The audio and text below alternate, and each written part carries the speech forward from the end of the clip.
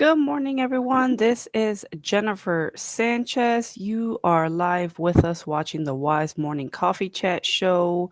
Um, totally my bad this morning. I woke up late. I'm not even gonna front. So we are a little bit late, and I had to text Liza like, Liza, I'm a little bit late. Um, but I'm the show's host today, and I am the founder of the Women's Institute of Self Development and Efficacy. We are here live just talking about, random things with other amazing women, and we like to showcase women from our community. So that's who I am. Liza, can you introduce yourself?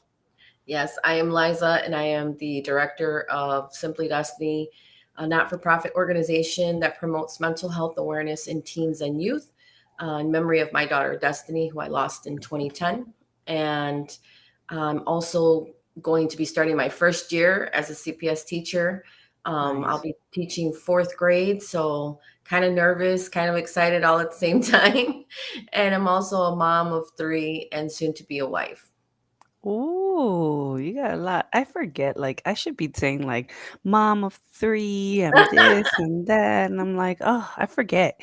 But no, that's good. I love that. Soon to be wife in October, right? As soon, November. November, God November, willing, in November. November. Oh, yes. Well, yeah, God willing, it will happen. COVID, Delta, stay away, virus. That's like I think my biggest fear right now. I'm so worried about paying for everything, and then all of a sudden they're like, "Oh, lockdown." Yeah, the lockdown. That's well, I would hope that we were talking about vaccines last week that maybe they won't have to lock everyone down if we're all a majority are vaccinated. I don't know. Hopefully not. Hopefully not. But I know everyone's talking about school might not even like you might go to school for like 2 weeks and then it will go back online, which I hope not. I really hope not. I mean, I guess it's twofold because I was talking with a friend about the same thing, and they're like, "Oh, well." Even my granddaughter was like, "Grandma, we're going to go to school for 2 weeks, and they're going to send us home." And I'm like, "Don't say that, because I do not want to be stuck inside for another year. I can't do it no more." But I think Yeah. the bigger thing is now we do have vaccines, we can still use masks, and I think the bigger thing is just the money. Like, we can't, I mean, we've literally you know messed up the economy and everything, so it's like if they put us on another lockdown, like, that's just, I don't know, it just makes you Yeah. wonder.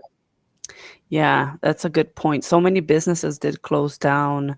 Yeah, you know what? That's a whole different topic. But me and my sister were having conversations and we realized a lot of nonprofits, a lot of organizations shut down. They couldn't sustain or they had to downsize.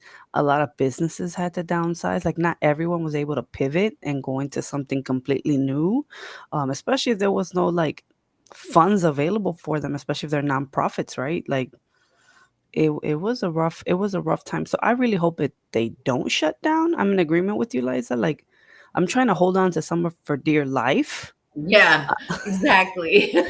I've literally enjoyed every single possible moment because I'm like, if they shut us down again, oh my God. But I don't know. I mean, you see all these like conspiracy theories and stuff, and it just really makes you wonder sometimes, like, what's really going on. And I don't know. And you see all these, I saw it again yesterday. Like, I sign up for all these groups on Facebook, and they're like, "Oh, this restaurant's getting ready to close down. Go stop by, and they need business." And then, like, yesterday, we went out to eat, and it was a party of 10. And usually that's not a big deal. It literally was like a 2-hour restaurant visit because they were so short staffed. And I'm just like, it's horrible. Like, everything right now is barely starting to get back to normal, and if they shut us down again, that's it. Like, I'm retiring. Well, yeah, yesterday. No, no, no, no. We went to a restaurant over the weekend. I was telling you offline before we went on, and when we went in, they were like, "It's a 40-minute wait." And me and my husband looked at we're like, "What?" And we looked inside, and it was empty. We're like, a 40-minute wait and it's empty. Like, I don't understand this logic right now. Like, I couldn't comprehend. So I sat down. I'm like, are you guys trying to be lazy and just make us go away and say that it's like a 40-minute wait, or is there really like, or there was no like people were sitting still next to each other and there were a lot of empty seats. So I didn't understand why they did that. Do you know why they did that? Are other restaurants doing that, or am I just Well, like that's what happened was literally we went, and of all places, here's a perfect example. So we went to B Dubs, and B Dubs, think about it, back in the day yeah, was like busting packed? out the door. And we walked into B Dubs, we're a party of 10, and literally the whole middle of the floor is like empty. There was really nobody there. And all of a sudden the guy goes, "Oh, it's gonna be a 10 to 20 minute wait." And I'm looking at the floor like, what are you talking about? There's room for us to sit down. He's like, "Oh, just have a seat." And I was like, "All right." And I keep seeing all these signs that say, you know, we're short staffed, so be nice to the people that showed up or whatever. So I'm kind of like, okay, let me just bite my tongue. So Yep. we're waiting the 10 to 20 minutes, and they finally sit us down, but the whole restaurant experience ended up being like an hour and a half. I was the last person to get my food. They literally were bringing it out. So I got my food when Ernie was done eating. That's how it like played out. And I was Oh, just like, man, it's horrible because I think back to when we would go to B Dubs and there really was, a 20-minute or 30-minute wait, and the place is beyond packed. packed. Yeah. So Well, I don't know. we have someone here that's watching that is from the restaurant business. So we have Maricel. Good morning, ladies. Puerto Rico. She got her Puerto Rican flag. I think she's in Puerto Rico right now. So Oh, hey, nice. Maricel, thank you for jumping on. And then we have Bilal also. Hi. But Maricel, let us know how your business is going right now. Is this normal to have people wait 40 minutes and then there's no tables available? Like, I mean, there's a lot of tables available. Like, I don't know if there's some sort of mandate going on, but I thought that was interesting too. That it's kind of empty and they're making you wait a long time. And we were like, they just don't want to work. In my head, I'm like, they just don't want to sit us down. Like, but I don't know. It might be something going on that I'm not even aware of, probably. Who knows? I just keep seeing those signs that say we're short staffed, so be nice to the ones that showed up today. So like that's the mentality that I was trying to hold yesterday. But I literally there was 10 of us and I was literally the last person to get served, and I was getting antsy. I was like, okay, that's enough. Like, where's my food? And Ernie's like, Oh, calm down, Lord. it's coming. And he was already done with his food. I'm like, yeah, you already ate. I'm hungry. Yeah, yeah, you're hangry. I hate those. I hate those times. So let's go into coffee time. As always, we talk about the coffee that we are drinking. So if you guys are watching, let us know what you're drinking this morning's conversation. So Liza, what are you drinking this morning? Are you drinking I'm like, coffee? I'm looking around. I'm like, I haven't gotten anything yet. This girl don't know the memo. No. This is the Plus, I coffee can't drink show. coffee. It's gonna be water.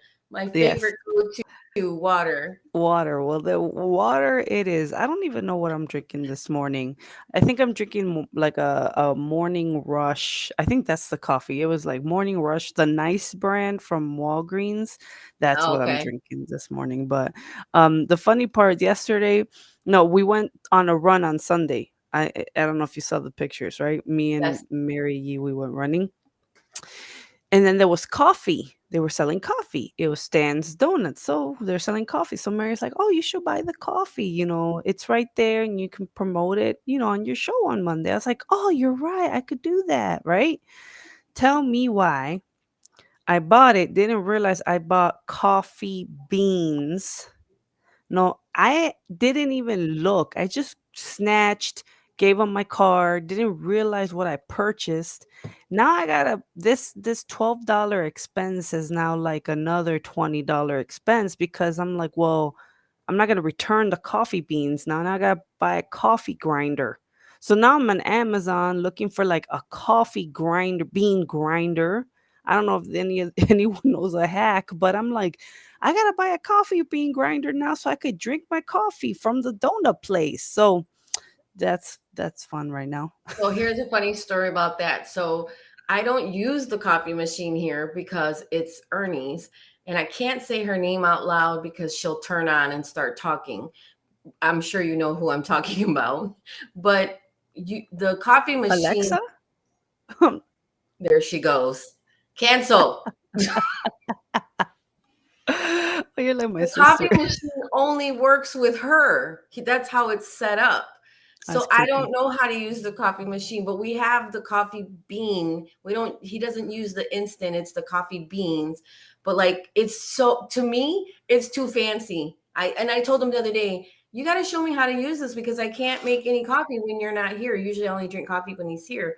And he's like, "No, no." He's like, "It's so easy." And he's trying to show me. I'm like, "Forget it. I'm done." Oh my goodness. Yeah, yeah. You're like my sister. She got Alexa's. Oh, I'm sorry. Let me stop talking because she's gonna talk again. Uh we have Maricel, she said, I'm in Puerto Rico. Every place I've been short staff. Wow. So yeah, that sucks. You know that I don't know. I don't think there's I guess this is what's actually happening, right? So um Ruby said, I bought the $20 stainless steel Amazon coffee grinder and it works great. I guess that's what I'm gonna have to do because now this $20 purchase has become or $12 purchase is now a $32 purchase because now I gotta buy a coffee grinder. And I'm like looking at them online and I didn't realize that you can manually grind too. Like that's what these thingies are. I Yeah. didn't know that. Now I know. So I'm gonna look into doing that, and I'll let you know how that coffee how that coffee goes for me. Um, but you're like my sister. She has that apparat. How do you say that? That thing Yeah. that woman that it's like you have another mistress in your house, or like Here's another mister. She's creepy. it's I bet it is. She has everything set up to her thing. Like, oh, my vacuum set up to this. Or her Mm-hmm. what's it called? The vacuum that goes by itself, the Roomba? The robot cleaner or Y- whatever. Yeah, her We have one alarms. of those too. I'm like, we have Yeah. one of You have one of those too. So it's connected to her too? He has everything in the entire house connected to her. Like Yeah, if I were to tell her to turn the lights on, if I tell her to turn the TV off, everything's connected to her. that's creepy. That reminds me of the movie. I know there was a movie in the 80s that the whole house killed the family. Um, I don't know what's it called. I was a child when I saw this. Don't ask me what movie this is. I'm sure it's the house wanted to kill the family. So like the sauna would go up like 90 degrees or like 100 and then 110 and like burn the people in there and the windows will slam on the people. It was like a horrible movie. I don't know why I was watching it. I don't remember. I just remember this Thanks. movie. It was No, you like know what the crazy part is? So like last week my granddaughter came to spend the night and she was tired and we were like telling it to turn everything off. And all of a sudden, she started playing some creepy nursery rhyme talking about nightmares. And my granddaughter looks at me, and I look at my granddaughter, and my granddaughter's like, Grandma, please don't leave me. Oh my God. So I ended up sleeping on the couch with her because she was all freaked out. But it was so weird because she does random stuff. And I'm like, okay. what? I Yeah, would she have a does. problem with this. You would I hear don't me like it. I rebuking don't like the it, but he does, so I just deal with it. Oh, yeah, I would sit there with my Bible and start like walking around and cursing whatever that is. Like, I don't play with that stuff. Yeah, it Um, was so weird what she did like after and it was just funny because I look at my granddaughter kind of looks at me and I'm like, okay. And then I'm like trying to stop it and she wouldn't stop and then all of a sudden that's when my granddaughter's like, "Please, grandma, don't leave me." oh Lord. Oh no, poor baby. Um, we have Angel. She said, "Good morning, ladies." She said, I'm not gonna say her name. A is always listening, then creepy to me. Yeah, that's creepy. And I think my baby freaked out at my sister's house because she has it set up. So I think she heard her Mhm. talking, and they didn't tell me this. They just admitted to me like this weekend, like, oh yeah, the baby, the 2-year old freaked out when she heard her talking. I was like, of course she freaked out. I mean, that's something scary. Yeah.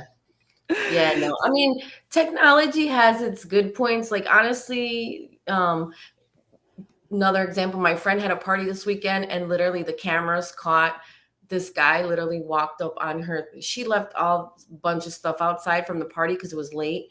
So the cameras caught this guy literally walk up on her property, take some liquor bottles, and leave. And like you can see the whole thing. And I was just like laughing. So I'm like, oh my God, we have cameras everywhere. So like technology is great, but then it has its moments where I'm just like, yeah, I don't like it.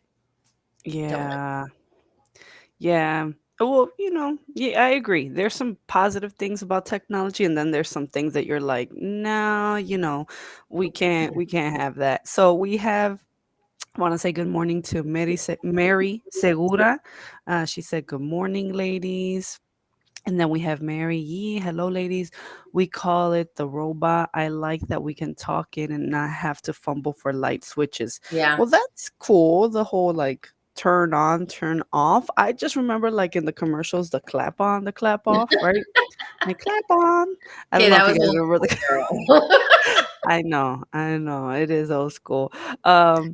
So anyways, let's keep going. I know we haven't even gotten into our conversations this morning, but for those that are jumping on, we're going to be talking about today's music, teenage relationships, the imposter syndrome and biggest loser and health. So um let's just go. The reason why I want to talk about this is because Liza asked the question. I saw her ask this question and I thought the same thing. What's her name, Liza? I se me olvidó. Olivia Rodrigo. Yeah, Olivia Rodrigo, right? Like right now I can't stand the new music. Like I have become my parents, or I have become like I could tell that I'm older now because we were watching an interview. Most adults after 30 don't listen to new music. The only reason why I listen to new music now, are you frozen or is it just me? No, Oh, I'm there here. you are. Oh, I'm like, are you frozen or is it just me? The only reason for those, and this is a interesting, I was watching an interview.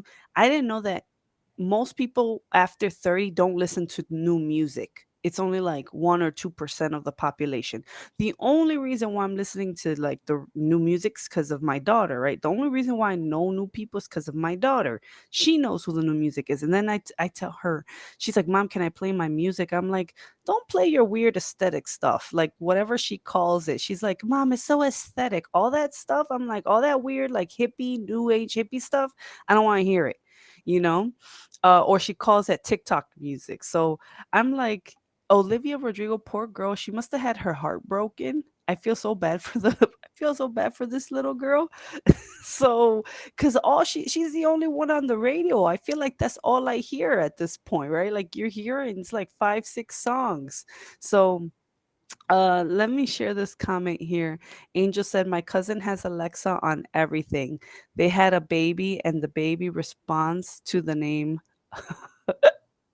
her. I forgot you have the thing, but no, her I'm like actual looking at her to see if she turns on because she literally will start talking. yeah, you should invite her on the show. But no, her actual name, baby, is older now, and she knows her name finally. Oh my God, that's gotta suck if like you have a new baby and you're trying to get her to know her name, but you're saying this other name around the house. Um, that's Yeah. thank you for sharing, Angel. That's actually pretty funny. Uh, this little girl, Olivia Rodrigo, I keep now when I hear her on the radio, I have to change it. I have to change the station because I'm like, I can't do this. This little girl's heartbroken. So when you asked that question, Liza, I thought it was pretty hilarious because I was just like, uh, I don't know. I just thought let's talk about this little girl because she's So actually I'm getting looking at the irritating. lyrics, and the lyrics say, well, good for you. You look happy and healthy, not me. If you ever cared to ask, good for you. You're doing great out there without me, baby. God, I wish that I could do that. I've lost my mind. I've spent the Poor little night girl. crying on the floor of my bathroom, but you're so unaffected. I really don't get it, but I guess good for you. And it goes on. But when I was listening to the song, I had my granddaughter in the car, and I do stuff just to make her laugh. So we're in the car, and I was like jamming out, and she's like, Grandma, no. I This was ain't that like, song. this ain't that song. And then I was like, what? I'm like, and I was singing the lyrics and everything, and she was just like shaking her head. And I'm just sitting there like thinking about the lyrics as I was, you know, playing around with her, and I'm like, and I thought it was, that's the thing. I thought it was Taylor Swift, that song, because that sounds Oh, like Taylor Swift's kind of theme as well. So then my granddaughter's like, "No, mom, that's Olivia Rodrigo." I'm like, "It is?" And then I was like, "Dang, poor girl." I'm like, every song she's come out with is about the first one, driver's license, driving past his house, and then this one, and I'm just sitting there. I'm like, man, who's this guy that she's so that broke her heartbroken heart. over? Yeah, poor little girl. It makes you feel for her. That's more of like, I'm like, man, like the teenage heartbreak. And I'm like, we don't need this breakup song so that our daughters cry to it. Not that my daughter's crying to it, but like it influences our kids. And I'm just like, oh man, I can only imagine this is like the total breakup song that like little girls are listening to right now, which maybe a lot of ladies can relate. You have that song that you know that when you got your heart broken, you heard that song like this is it. And then now my daughter's like, oh, if you listen to her new music now, it's really depressing.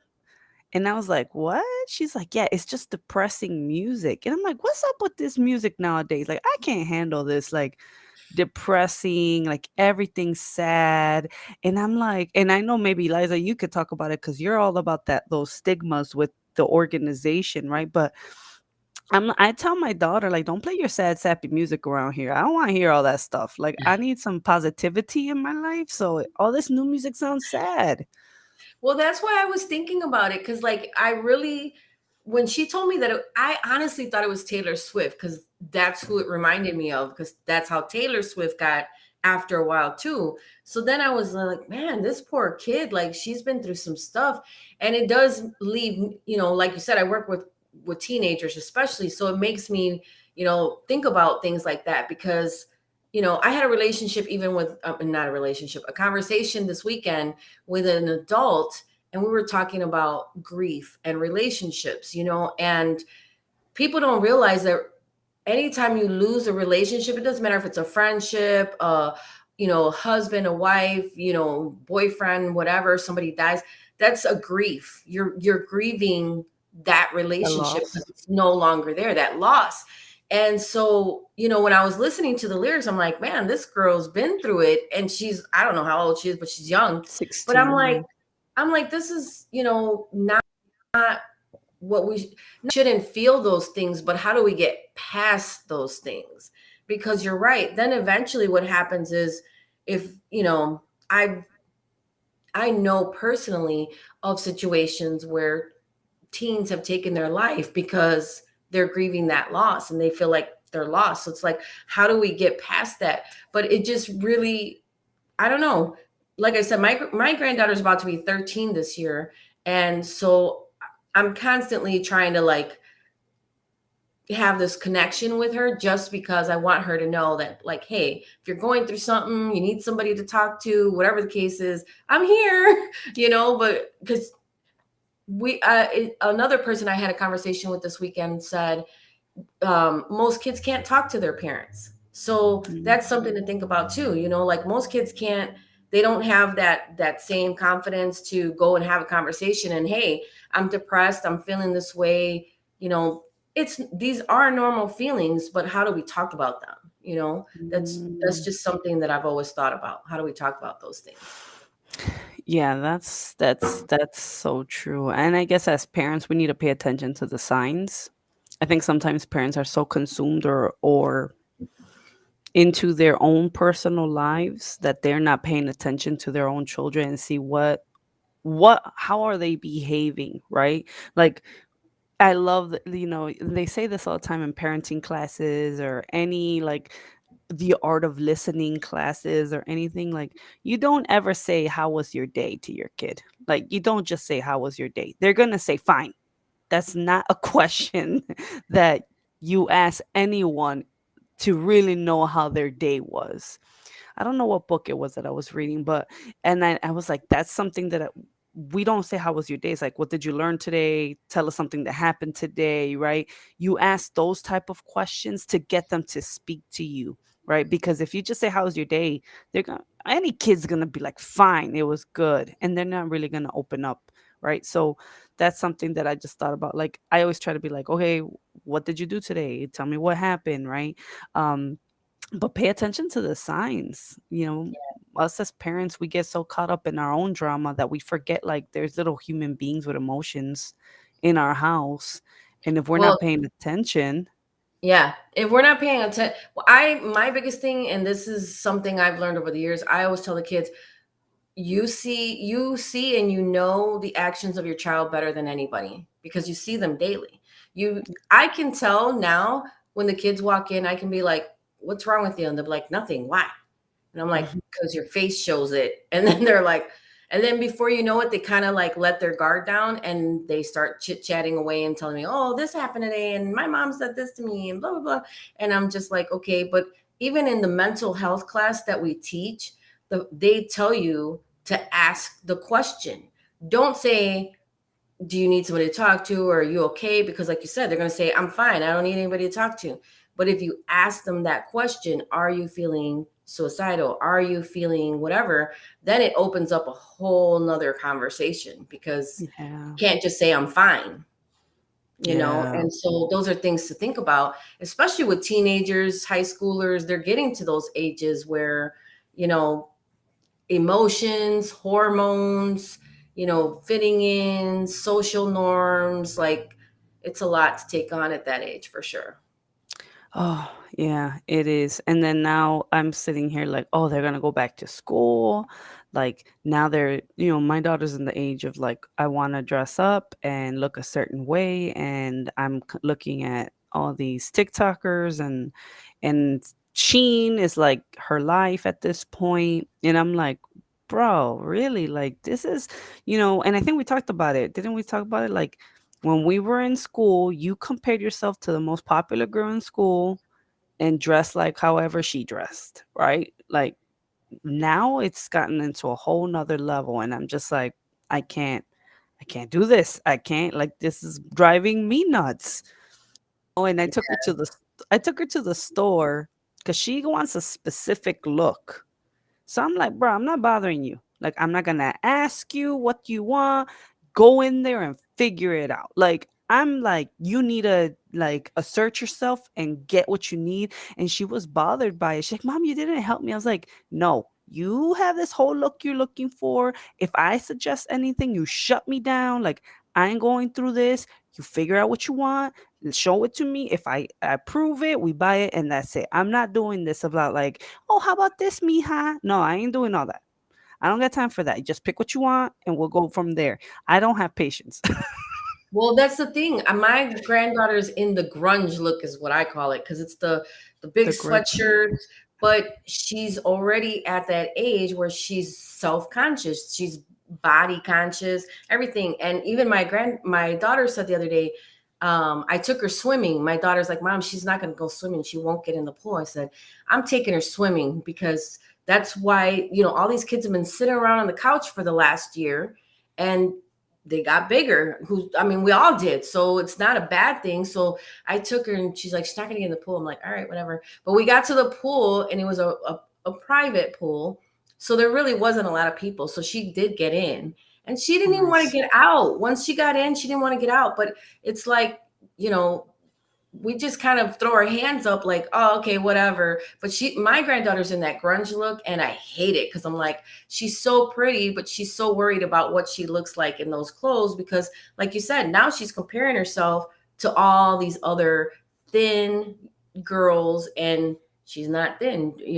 Fortunately, we have thunder thighs, so it's a body trait that it carries through my whole family. But it's just like, I don't know, like, how do you help them, and then, like you said, let them be their own person too, because you want them to be their own person. Yeah, yeah. It definitely is. It requires like balance and patience, and it's interesting parenting now, I think. And then again, I can't say, I'm pretty sure parents before had to deal with their own stuff, right? Now it's like you gotta deal with new stuff. I don't know. It's interesting though. Mary said, yeah, depending on the tone, Hayden answers. I asked, why did she say it like that?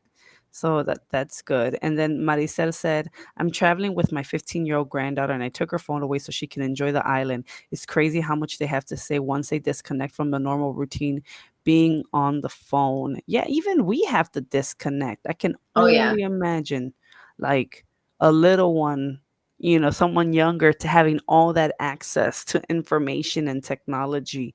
Like I think it's overload for them for sure. So they have to disconnect just like us. So that's I good. literally, I literally, when we go to events, if I see all the kids on the table all like this with their phone, I will literally take a picture and send it to them. And I'll be like, you guys want to get off your phones now? And then everybody kind of just puts their phone down, like, oh. And you'll see Yeah, like the whole entire table, texting away or doing whatever. And it's just like, enjoy the moment, after the year we've been through. for sure, for sure. Well, and I'm old school. Like I like to like when you do a meeting, I don't want to see that phone. Like put your phone away. Like to me, and I know that's what we have to teach our kids, but for me, that's a sign of respect. I don't know about you, Liza, but like I've had maybe like a coffee date or like catch up with a business person, and then you're like, let's put the phone away. Trying, I don't want to be like this, because then that means I'm not focused on you. Like I don't want someone to feel like, oh, I don't have my attention on you because I have something here that's more important. And I try not to do that. I don't want to make people feel like that. So I I think had we got to a teach our kids appointment. that. It's funny you say that. I had an appointment on Friday, and I do the same thing. I kind of like try to throw it off to the side so I'm not seeing it go off or whatever. And I had put it off to the side, and then her phone rang, and she's like, "Oh, I really need to take this call." And I'm like, "Oh, it's okay. While you're doing that, I'm going to check my messages real fast." And she's like, "Okay." And so she took her call and did what she needed to do, but it was kind of like a mutual thing. Like, okay, you do your thing, I'm going to do my thing. Okay, we'll come back. But I feel like when you're in a meeting, if you're sitting there with your phone on, then how do you show that person that you're even paying attention to what they're saying? Because it's Yeah. I think you're right, it is disrespectful. It's like, if you're talking to me and I'm going like this right now, then it doesn't feel like you're giving that person the courtesy they should. So I don't know, that's just me. Yeah, we don't even allow phones on the dinner table. We're like, no phones on the dinner table. When I like having dinner and having like a dinner time set up, like we all sit down and eat together. So I know that like we'd be like no phones, no technology, no watching TV or nothing, like I was helping out over the year. I was helping out a neighbor with their kid, and that they didn't know what to do with their kids. So once in a while they would send them over to do classes at my house. So I was like, okay, the little girl during lunch will bust out her phone and watch whatever she wanted to watch. And I'm like, oh no, like we don't do that here, sweetie. Like you eat, you put that phone down and we eat here, right? And I know that because my daughter, the middle one, she was trying to do that too. And I was like, no, no, we don't do that here. You eat, put that phone away. But we did. She's like, why? If this girl can do it, I'm like, I'm not her mommy. You're my daughter. Right. Somebody said, bro, it's rude. Yeah, I agree. I think, and sometimes people just don't even realize. I think it makes people feel a certain way too. So let's go into our next topic. Um, I know we want to talk about today's music, teenagers, but let's talk about the imposter syndrome. I know, Liza, you're big on talking about this imposter syndrome. So can you tell us a little bit about what it is? For me, imposter syndrome is, so I'll give you a little bit of background. So like I'm getting ready to go in fourth grade. Last year I was teaching second grade. Totally new element for me. I don't know where to start. I don't like I feel lost, and I'm going to be in a new school, so I don't know any of the teachers there. So I don't know if I'm going to have somebody that I can like ask questions to or whatever. And I was sitting there, and here's the other thing, and I'm going to be completely candid on this because I was just talking to somebody about it yesterday. But so I'm studying to be a bilingual teacher. Now, if you know me, you know that my Spanish is not great. I can have a conversation with you. I can, get my point across, but my Spanish is not, and it's not educational Spanish, I guess is the other word. So A lot of people that know me know that I don't normally speak Spanish on a regular everyday basis. And so a couple weeks ago, I went to a quince and something happened and I got thrown into speaking on the microphone. And granted, there were so many people there that I knew personally. So I froze and my Spanish came out choppy. I didn't know what I was saying. Like it was horrible. And since that time, there were people and they're friends of mine, and I know they didn't really have ill will intentions. They were making fun of me. And then it totally just threw me for a loop because then I started thinking, oh my God, I'm going into fourth grade. What if I can't do this? What if, I can't teach in Spanish? Like, what am I doing? Am I, where I should be? And I just started doubting myself. And I feel like for me, imposter syndrome is that doubt. Like, it's that I'm not good enough. I'm not going to make it. I'm not this. I'm not that. And, this past weekend, I literally got to a point where I really just was like, what am I doing? I should not be a teacher. This is stupid. What was I thinking? And I literally just went through a whole master's program. I've passed all my classes, with flying colors, but I'm just still in my head like, I can't do this. This is too much. And last night I literally took off out the door and Ernie's like, where are you going? And I'm like, I just need some air because I literally had 500 things running through my head.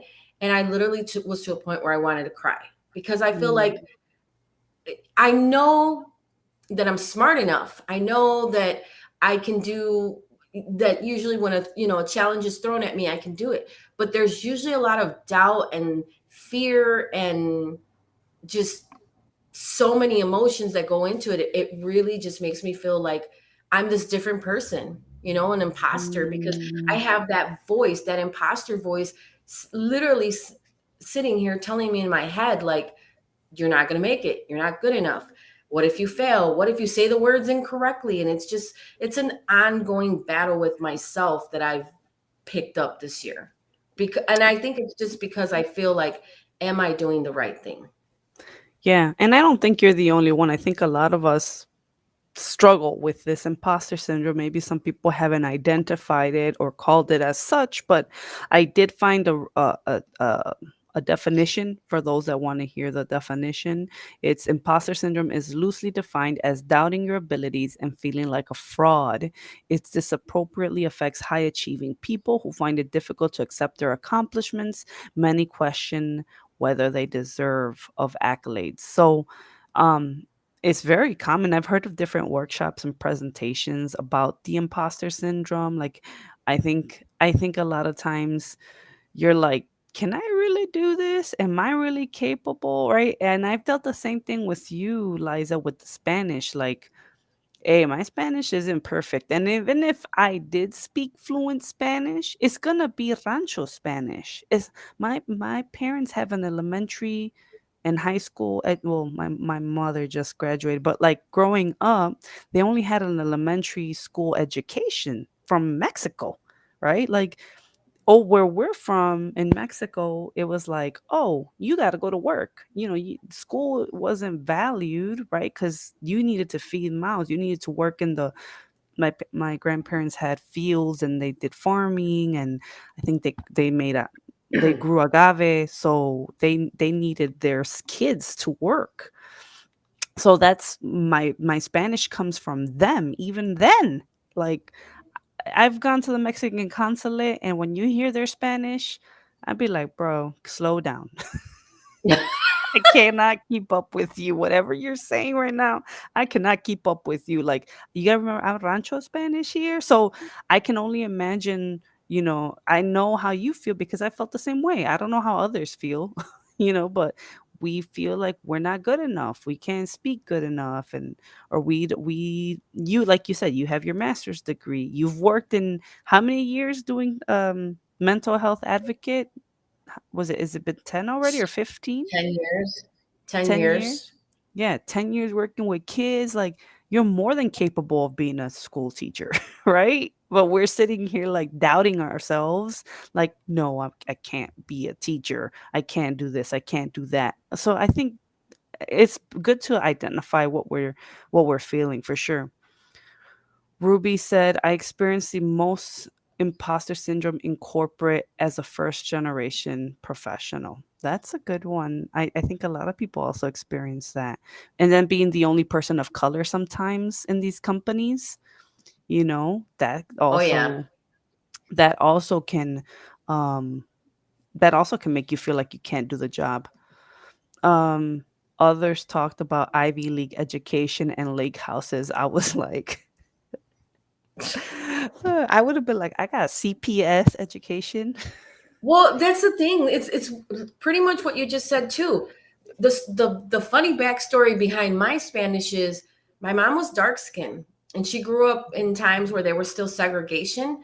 And like you said, they used to work in the migrant fields because every kid they had was more money coming in the door. So my mom got a third grade education, and she said that she never thought it was important for us to speak Spanish growing up because she would always get labeled as black. So she felt like being bilingual was even one more burden to add to the list. So my mom never Um, spoke Spanish to us growing up. And I didn't learn Spanish till I got fired from my first job at 16 because they assumed that by my last name I spoke Spanish.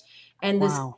customer came up and complained because she said faking it. And I could understand Spanish, but I couldn't, Faking? yeah, because I couldn't speak back to her. So I could understand what she was telling me, but I didn't know how to like talk back to her. So she went up to management and complained and got me fired. And the guy said to me, he goes, "Well, your last name's Oliva." I go, "And?" And he's like, "You don't speak Spanish?" And I'm like, "No, because we didn't speak Spanish in the home." So from that point on was when I started to, I literally went home and cried and told my mom, "You need to teach me Spanish." So, when Wow. they joke and say those no sabo kids, that was me. I was a no sabo kid. Yeah, I had a relative, my cousin was like, "Are you becoming a no sabo kid?" I was like, maybe. May It's possible. I am. I'll be the first to admit it. I'm a no sabo kid, okay? Yeah. But you know what? I noticed, like, I recently we went to California for a trip and I was with my mom and some relatives. In 1 week, I was only there 9 days, and like Spanish started coming back real quick because you're in that environment. I've been out of the Spanish speaking environment for so long. And my old job, I used to speak Spanish all the time because I served the Latino community. But now it's like, when do I practice it? Who Well, can I practice with? my brother said last night, "Oh, well, it's time to start watching novelas again." Because that's how I learned a lot of Spanish was watching novelas with my mom. And I would be like, "Okay, I think I get it." And I'd be watching body language and all kinds of stuff. And I would be like, "Okay." And honestly, my mom would sit there and she'd be like, "Watch the novelas." And we would sit down and we'd watch the novelas. And that's how I picked up a lot of Spanish words. But he last night he literally said to me, he's like, "Yeah, I think it's time to start watching novellas again." You know what my daughter did? My daughter, when we were over there in California, my stepdad doesn't speak English. So we had to watch Spanish. But my daughter's smart, but she put the title, the captions in English. So Oh wow.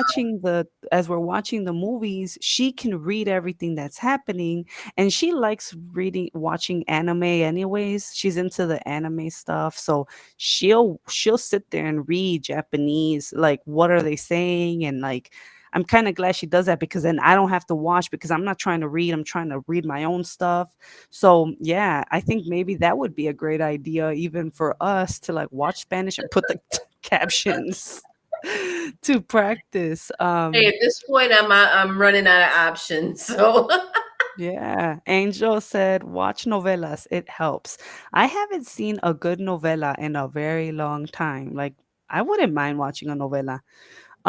Ruby said there's actually a switch in your brain that turns on and off. When you are immersed, it flips on and will start coming back to you. P.S. I love watching novelas on Netflix. I can totally see that. And I think that's why it's hard for me.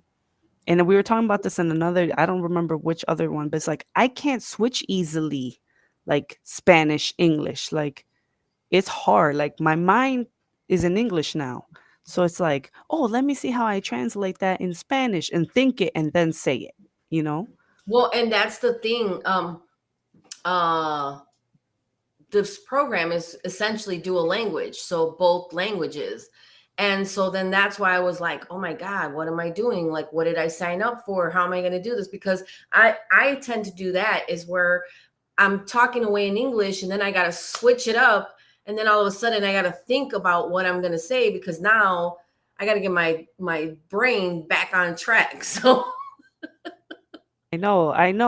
I'm the same way. I am the same way. So I think now we gotta practice to take their advice. Let's watch novelas off Netflix. And I know they exist. I've seen them. I didn't realize, like, I knew that they go based off your algorithms, right? Not your algorithms, but what you search. So if you're searching Spanish shows, more Spanish shows are gonna pop up on yeah. Netflix, right? So yeah, we're gonna do that. We're gonna switch it off and switch it on. So we have Angel said Falsa Uh-oh. Identidad on Netflix. Time to look up some shows. And I've started to get addicted to these binge watching shows. So Angel said LOL, and then Ruby said, I'll give you a list of good shows. So there we go. They're gonna give us some shows right now to watch, Well, my Liza. brother was telling me one yesterday, Casa de Flores or something. I don't remember what he said, but he said it's on Netflix too. But he goes, "I'm gonna warn you because there's a trigger in the beginning. So Oh, I guess there's a suicide in the beginning of the show. So he's like, I just want to let you know, because I don't want you to just be, blindsided by it." And I was like, "Oh, okay. Well, at least you told me, so I kind of know what to prepare for." But um, yeah, that's what we used to do, was we would watch novelas because that was how we learned. So that's how you learn. I don't know, I just think for me, imposter syndrome, like I said, is all that doubt and fear, and a lot of it, my personal opinion, I did the leadership program with you last year. My personal opinion is a lot of it comes from trauma and things that were going on, way before. It's just, I even told a friend of mine the other day, I'm like, I'm 48 this year, and now I'm sitting here realizing how many things affected me all throughout life. When we did the forgiveness, having to forgive people that I've been holding on to pain and hurt and things like that, like all of that combined with fear and doubt is like a whole nother level of things that I feel like I hadn't dealt with. So it's definitely a lot. Yeah, you're right. And I think the trauma that we experience, and we've talked about it, a lot of us in our community, sometimes people cannot get to the next level without dealing with unresolved issues, right?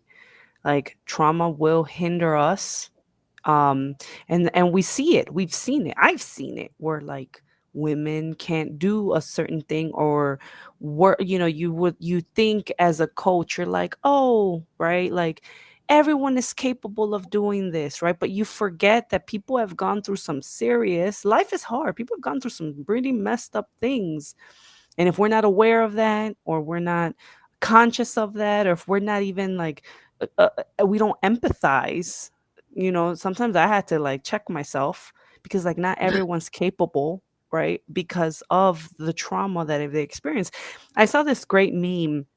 The Japanese culture, they don't say no to their children. I mean, they don't say the word no, literally. Like the word no is not said at all. They don't say no to their children. And I saw a meme, I forgot who posted it, but it was like, all our lives we're just told no, no, no, no, no, no.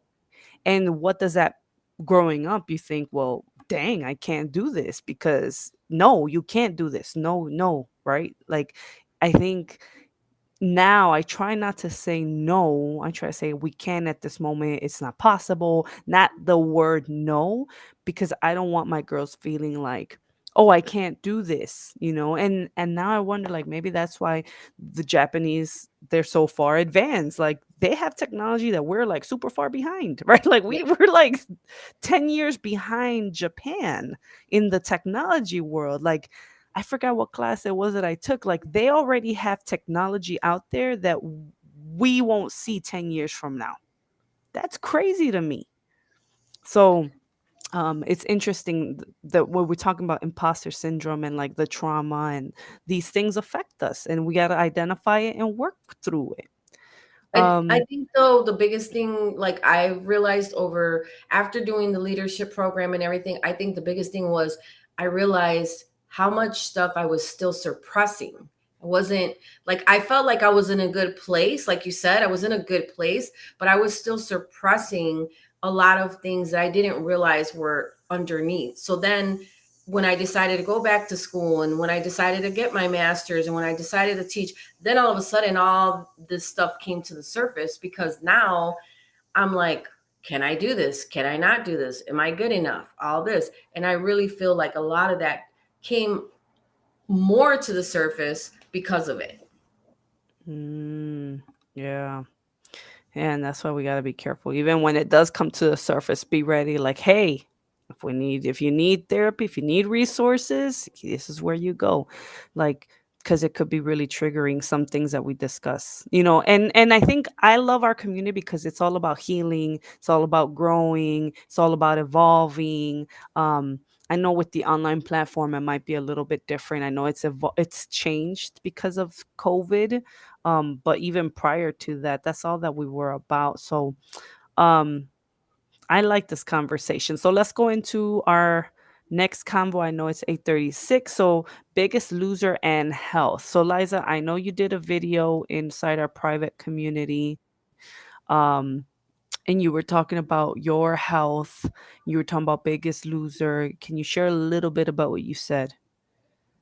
So when we did Biggest Loser all last year and I was in it and I was so upset and so discouraged because I couldn't lose any weight. And I was really just like, I'm working out, I'm being more active, I'm doing all these things. Why am I not seeing a change? But what I've learned is that about almost 3 years ago now, is that I have what they call non-alcoholic fatty liver, which apparently is most very common. A lot of people have it, but what it is my liver is not up to par. So there were some things that I noticed that, and the more I read up on it, I realized like, oh, okay, that's why I don't do this. So one thing is, and I know this sounds dumb, but I didn't sweat. Like I was so mad because I couldn't sweat. Like I literally would not break a sweat. Well, that's your liver. Your liver's not functioning where it needs to be, then you're not going to sweat and you're not releasing toxins, etc. But anyways, I was doing really good in February. My numbers were pretty much back to normal. And then a couple weeks ago, I started feeling kind of funky and I went into the doctor and I said, "Can we do the 3-month checkup because I'm not feeling good. I've been getting this pain." And I don't know what I kind of think I do, but I don't know for sure if that's what caused it, but my liver numbers doubled. And that was really scary for me because I'm only 48, but both my mom and my grandmother have died at an early age. And so that kind of freaked me out.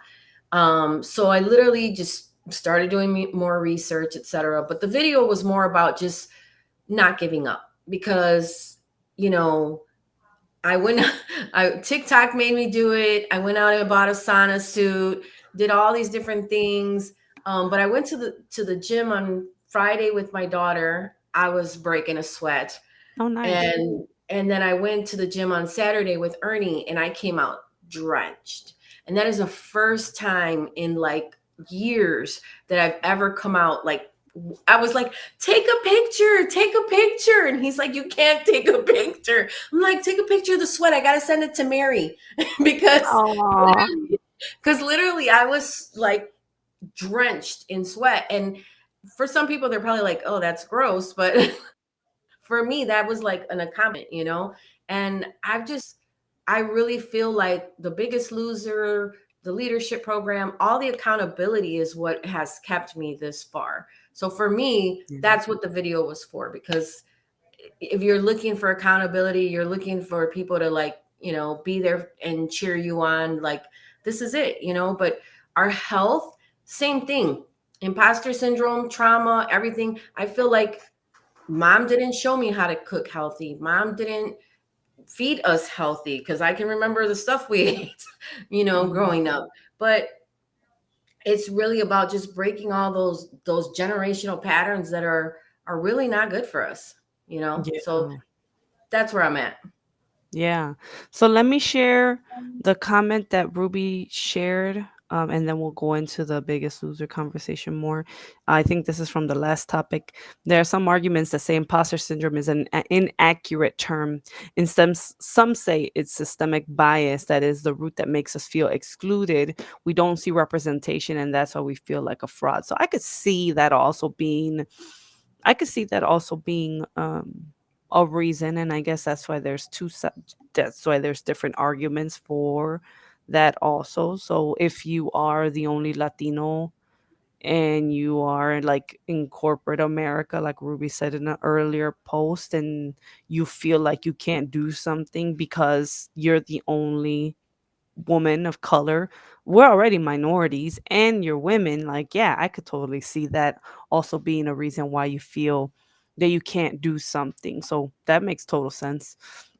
uh Jackie, it is hard to break the tradition of food that you were raised on eating. Yeah, I agree, that is definitely hard, Jackie. um Sometimes it's comfort food, right? Liza, like you grow up and you get this food from your family, and like this was the food that used to comfort you as a kid, right? Like, and it could be, whatever type of food, Mexican chilaquiles, enchiladas, right? Or whatever, food that you grew up on, whether it was, American or soul food or whatever. It makes you feel good. It reminds you of a time, like you connect certain foods with a time in your life. So I could see why that's hard to separate. But I guess sometimes I think as I get older, and we were talking about this, Liza, I feel pain now when I eat certain things. Like I can't eat things anymore with the joy and pleasure that I used to eat them before. It's like, no, this hurts now. This hurts your body. Like when I feel actual physical pain, yeah, I can't be eating that no more. So when I put that video, we went to Nashville, and Ernie was like, "Oh, let's have a drink and let's do this." And I was like, "I can't drink." And he's like, "Why?" And I'm like, "My liver, duh." And and he tries to be supportive, but he's like he wants to just keep going, keep going, keep going. And so that whole week, like literally from before we left for Nashville till we came back, I literally had no meat during that time. Like I was literally limiting myself, and I didn't have any alcohol, and I was trying to like maintain the sugar and the carbs and whatever. And when I got back, I lost like 5 pounds, and I've pretty much kept them off.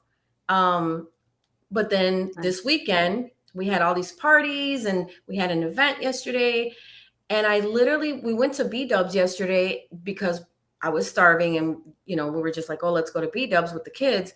So I eat. And then last night I was sitting here and I was like, and he's looking at me. He's like, what's wrong? I'm like, everything's just sitting there. And, and he's just like, okay. And I'm like, but it's crazy how now, because I was trying to eat well for these past few weeks, now everything that I ate this weekend is literally just sitting there. And I'm like, oh my God, dude, like I had massive heartburn last night. And I was like, this is what I mean. Like now I and the other thing that I told you too earlier, which made me laugh, because anybody that knows me, I was telling a friend of mine this story the other day. When I met Ernie, I was drinking 4 32-ounce drinks a day, from like Wow. McDonald's or whatever.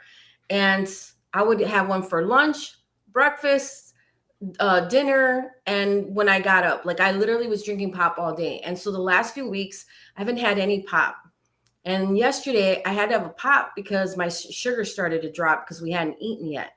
And I was drinking the pop, and I was like, this tastes like ashes. And he's like, what? And I'm like, I don't know what it is, but like it just had this aftertaste. And I was like, oh my God, this is disgusting. Why was I drinking this stuff?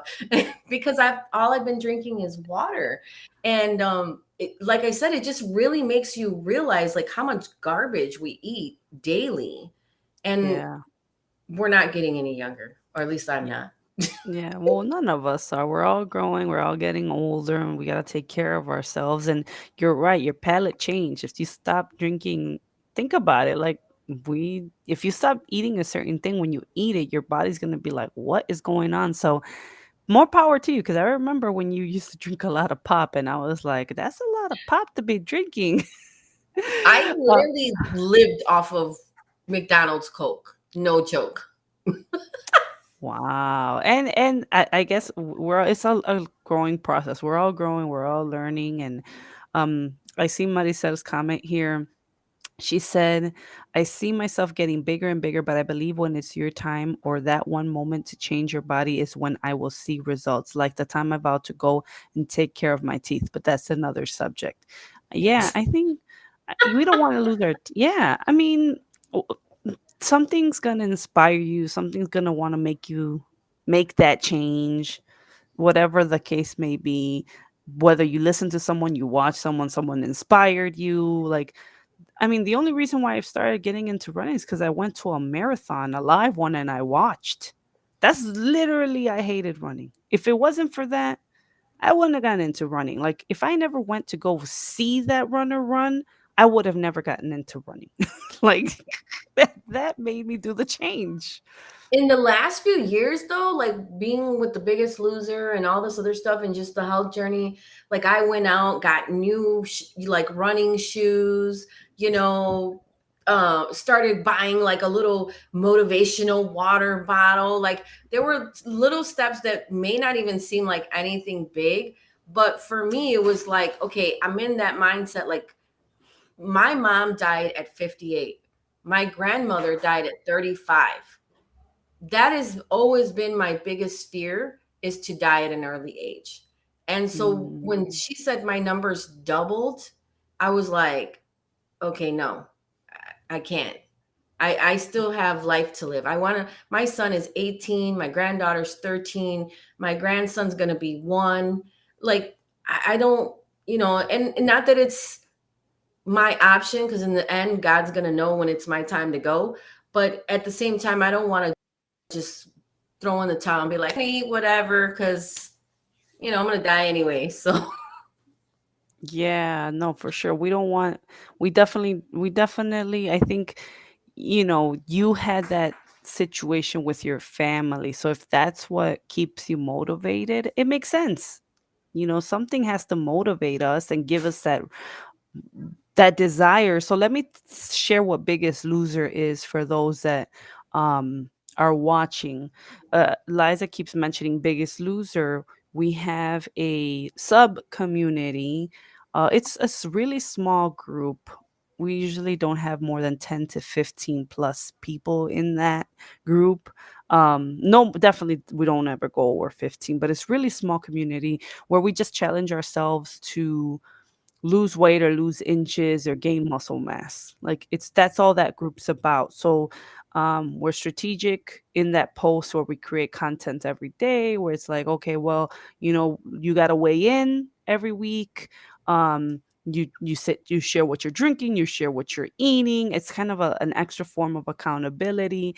We've had a lot of women join this group, and the reason why women love this group is because they don't want to pay the fines, because there are fines involved. So if you do gain weight, you get fined. If you stay the same, you get fined.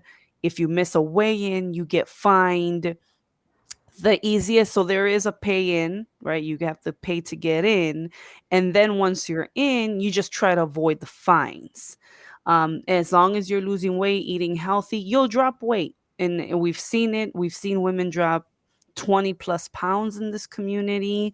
And even if they don't lose like tremendous amount of weight, it's not even like the fines aren't even that bad, in my opinion. So a lot of women have seen a lot of great results because of the accountability. It's like, if you guys know the Biggest Loser show, it's this like that. It's a style like that. So this might be the last time we will run a Biggest Loser, for 2021. I don't know if I'm going to run another one for 2022, but for sure we're going to run this one, and we are enrolling. This week is our first just weigh-in week. It's not the official weigh-in. Oh, Angel's here. She's lost, I forget how much Angel has lost. Angel has lost a lot of weight being in the loser because she doesn't want the fines. um let me share some of the comments here. So for those that are wondering what Biggest Loser is, I know we keep mentioning it. It's our community that you pay to get in, and it's just being held accountable to lose weight or drop inches. So people are like, "Well, what if I can't?" We've done this for what, 2 years now? This group. We've seen like we've tweaked it every time because we've seen people like, "Well, I can't lose weight." Okay, then drop, prove to us that you've gained muscle. Prove to us that you've lost body fat percentage. So then we incorporated like, hey, if you want to avoid these fines, show us that you can gain muscle mass and lose body fat percentage, because now we have sophisticated scales that will show us this. So some women do invest in getting a nicer scale just so that they can avoid these fines, which is good because it helps them. It's creating new healthy habits anyways. um Jackie, she wrote, I have stopped eating salt, and now whenever I buy processed food that has much salt in it, the salt overpowers the whole taste of the food. I end up throwing up the food away. Yep, that's good. Congratulations, Jackie. That's amazing. My dad had that lack of self-worth and he didn't take care of his health. He had the typical heart issues, cholesterol problems, and ultimately colon cancer. So I pushed to be healthier. Yeah, and our parents didn't know. I don't think our parents really, especially if they're from, like Mexico or like immigrant, I don't think people really realize like what's eating healthy. I'm just trying to survive, right? Like I'm just in survival mode. I'm just eating, you know. Angel, the fines scare me away for a long time, but it also scares me into sticking to eating right and exercising. Yep. Um that's true. I lost 25 pounds and have maintained. Good for you. I know she's lost a good amount of weight from doing the group. And Maricel said replying to Angel, awesome. So yeah, um, it's just another form of accountability. It's weigh-ins. So if you guys want to join us, we're again enrolling this week. Yes, I love accountability. We reach out to you when I get back. I'm ready and I'm scared. I guess the biggest thing is, as long as you commit and just try to stay consistent, start making those, like Liza said, the small changes. Because even Liza, you've seen changes when you're in it because you're more conscious of your choices, Oh yeah. right? Yeah. Well, it's kind of like what you just said though too, even with the whole family thing. Growing up, my mom used to make hamburger meat and corn 3 to 4 times a week because it was the cheapest thing she could make to feed everybody. And my mom was notorious for babysitting 10 to 15 kids at a time. So she would make this pot of meat and oils and all, when you think about all the oils and grease that comes out of hamburger meat, with corn, and that was what we ate. And it's to this day I cannot eat that because it just drives me nuts. But when I'm in the Biggest Loser, like you said, I'm making those choices. Like, should I be eating this right now? Is this cupcake really healthy? Because that's essentially what I've changed over the last year. Is now I look at a cupcake and I'm like, okay, I know I want it, but do I really need it? Because that's the thing. A lot of times we just eat just to eat. And even like you said, even earlier, comfort foods. A lot of times when I'm overwhelmed, the first thing I do is eat. Let's order a pizza with some Coke and make sure you bring a dessert too. And the whole, did I need the pizza? No. Did I need the pop? Hell no. But making all those little choices has definitely changed a lot about the way I eat. And when the week that they told me my numbers were really high, I started reading up on how long it takes for your body to process meat. Holy moly. So, like, I didn't eat meat almost that whole week. And I was sitting there trying to find recipes. And Ernie's like, Ernie's, the only good thing is God sent me a man that will eat anything. So, like, I was literally sitting there trying to like fry up, veggies and find different ways to eat them raw. And I ate a eggplant pasta, and he's like, "What is that?" And I was like, "Try it. It's really good." And he eats anything. So it was so good because like it really just makes me think bigger. Like, okay, Yeah. how can I find something healthier to eat? How can I learn how what other dishes I can make with eggplant? Because the eggplant was pretty good. So, you know, Eggplant is good. Yeah. Eggplant is just good. just the different mindset I think is really what it's gotten to. Trying whatever I can. Yeah, I think it's the I love that you said mindset, and I think the group what really helps is it encourages you to stay motivated for 12 weeks, and then after the fact, you're still doing it without realizing it. So like I've dropped now I'm like at 2 so I'm really transparent about my weight. I don't care what I weigh. You guys can know what I weigh. So after I had my baby, I was at 235. So when I have kids, I blow up. I get to 250. I become 250. Okay. Then for the first two children, I was able to like bounce back very quickly and like, oh, okay. And I've always hovered around 190, 195. I'm tall. I'm 5'8". So it's okay. I could be that size, and I'm happy at that size. Um, and then this last child, it was like, nope, you're at 235. I was like, wow. I was like, I can't. I only dropped 15 pounds.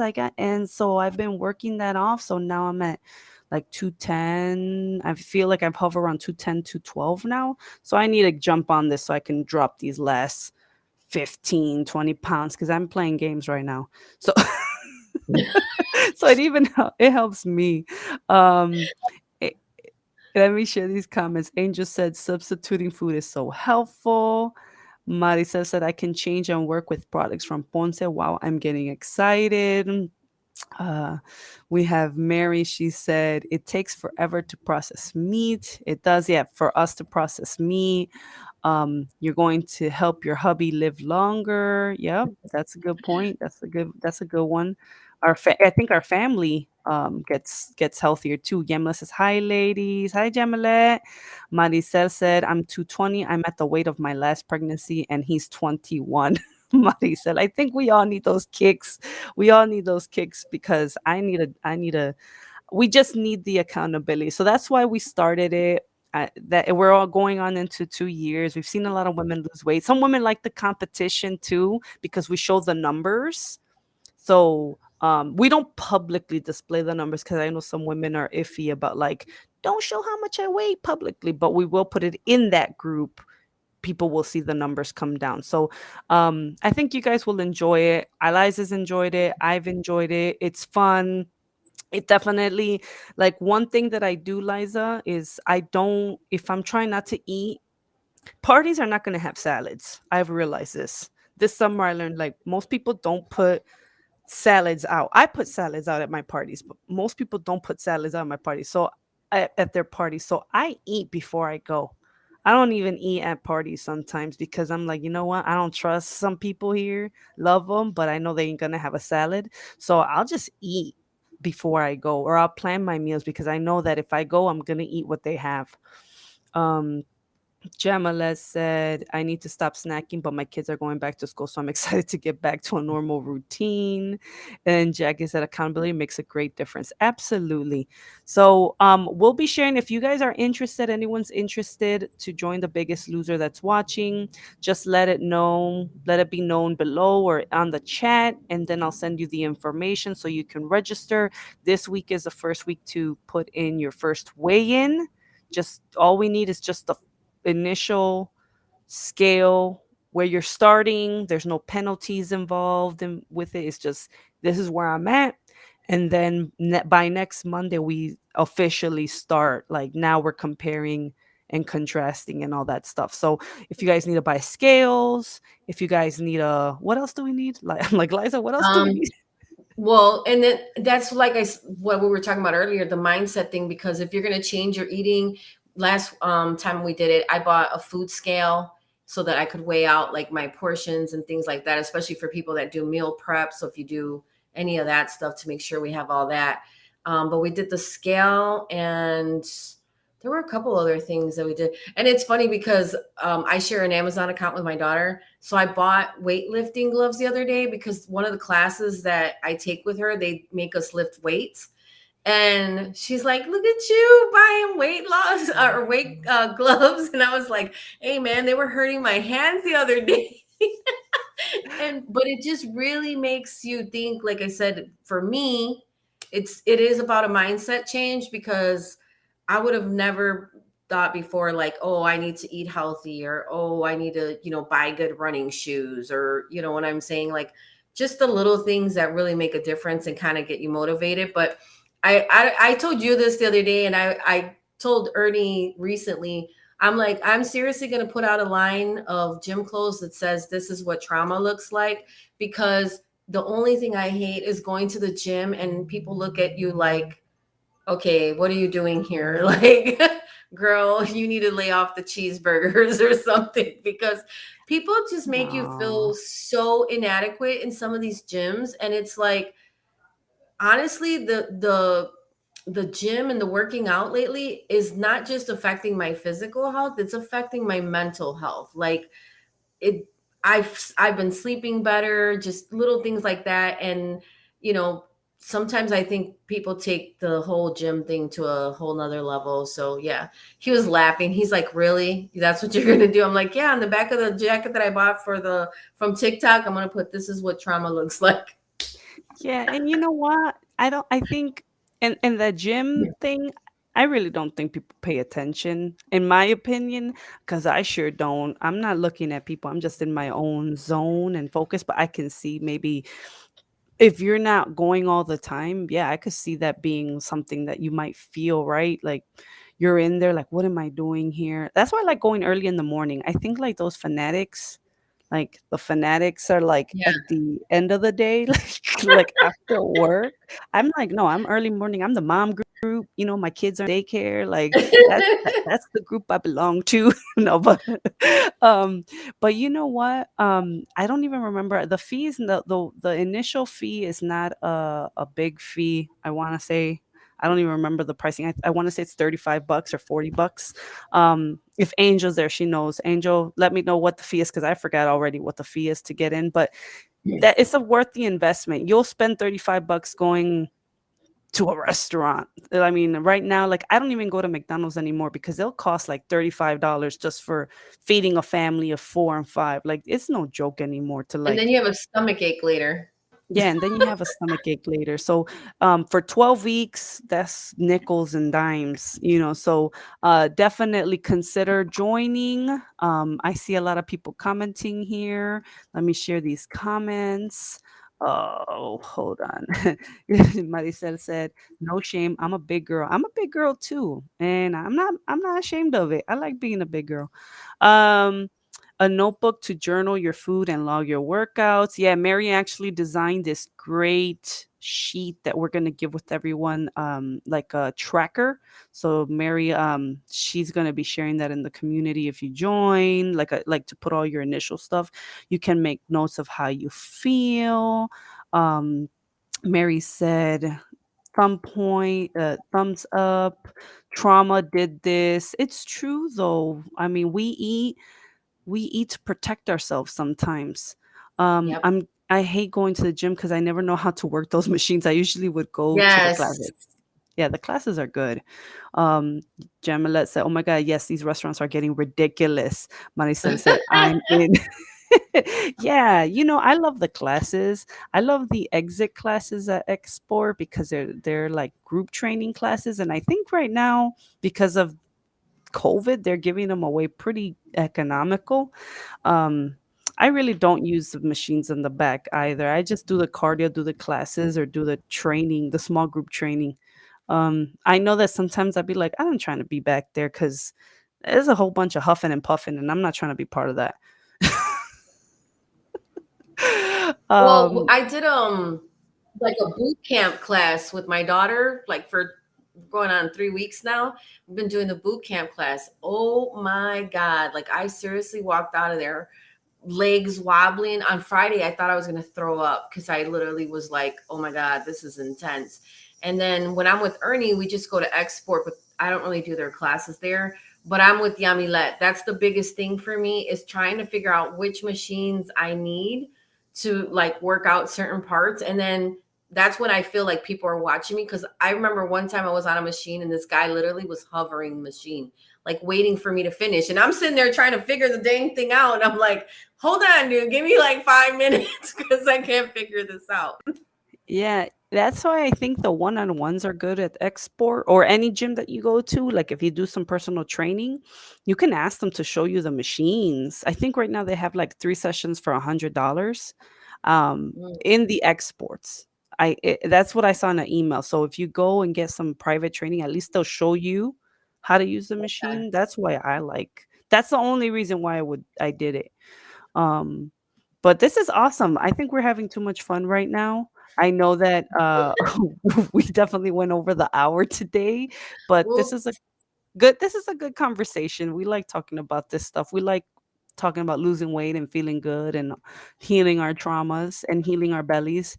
Um, I know that empaths like to eat to protect themselves.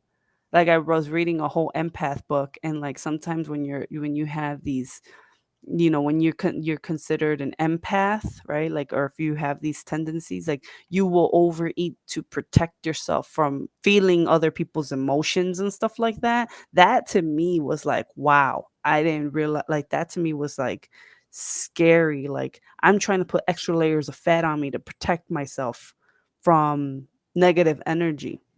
So that's a whole different, I forgot what book that was. Um, Jamala said, I came in late. I'm going to have to watch the replay. Mari says, I love you ladies. Got a great conversation. Got to go. Yes, go enjoy the island. All yes. right, ladies. Well, this it's been over an over an hour. Thank you for being on with us and conversating with us. Thank you, Liza, for bringing these great topics. I know that we have a lot of fun when we do these things.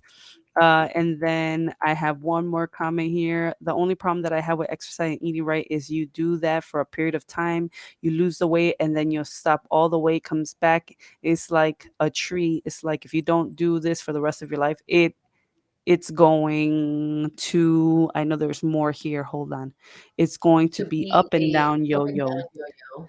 Yeah, I think that's the reason why we like Biggest Loser because it's a way of lifestyle. Like you no longer will eat the same way because you're so used to it. Like you have to change the mindset behind the eating where it's like I will no longer eat like this anymore. Like I will start eating cauliflower rice versus regular rice. I will start limiting my, for me, tortilla intake. Like I don't eat tortillas no more like before, or I won't do this anymore, or I won't eat carbs, or I won't eat meat. It just becomes a way of life.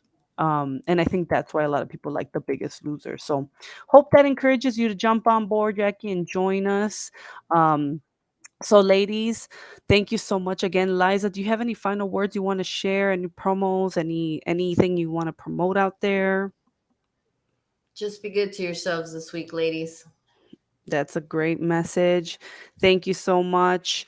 And I still see comments coming in. It has to be a good balance of lifestyle. Just start eating more veggies and drinking more water. Yeah, sometimes just put a veggie in a shake. That might help out a lot. That makes a big difference. So again, thank you, ladies. We're enrolling Biggest Loser now. Keep a lookout for the retreat information. I'm going to try to put that out today because we're going to have the retreat in September. So, all right. Talk to you ladies soon. God bless you. Have a great day. Bye.